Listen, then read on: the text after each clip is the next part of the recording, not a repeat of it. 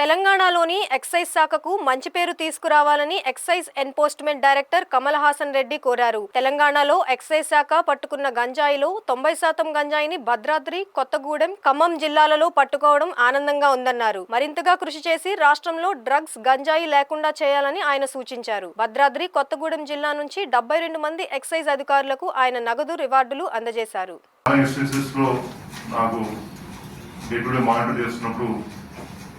చూస్తున్నాను.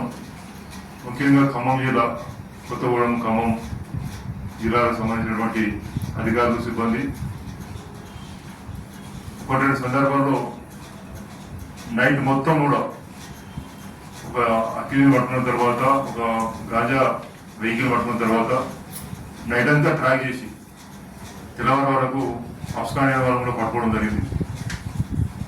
మరి అదేవిధంగా పిఎస్ఏ కాదు, ఎన్డీపీఎల్ కానీ ఐటీ లిక్కర్ను ఎరాడికేట్ చేసే విషయంలో కానీ మన అధికారులు, సిబ్బంది చాలా అంకిత భావంతో పనిచేస్తున్నారు. నర్సంపేటలో I still remember route watch పోయినటువంటి ఒక small team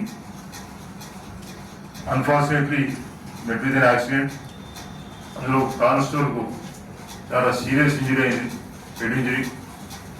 That unfortunately that constable was under treatment. కోమాలో ఉన్నాడు, చాలా రోజులు కోమాలో ఉండి అదృష్టవశాత్తు ప్రాణాలతో బయటపడడం జరిగింది. ఇంకా పూర్తిగా రికవర్ కాలేదు. ఆ విధంగా మన వాళ్ళు ప్రాణాలు తెగించి పనిచేస్తున్నారు. మరి almost on par with police. మనం యూనిఫామ్ సర్వీస్ కాబట్టి, లా ఎన్ఫోర్స్మెంట్ ఏజెన్సీ కాబట్టి మనకు పోలీస్ సిబ్బంది కానీ, మనకు కానీ, ఫారెస్ట్ వాళ్ళకు కానీ, ట్రాన్స్పోర్ట్ కానీ ఎవరైనా సరే యూనిఫామ్ వేసుకుంటే ప్రజలకు ఆ డిఫరెన్షియేషన్ తెలియదు. యూనిఫామ్ వేసుకున్న ప్రతి ఒక్కరు కూడా పోలీసులు అనుకుంటారు.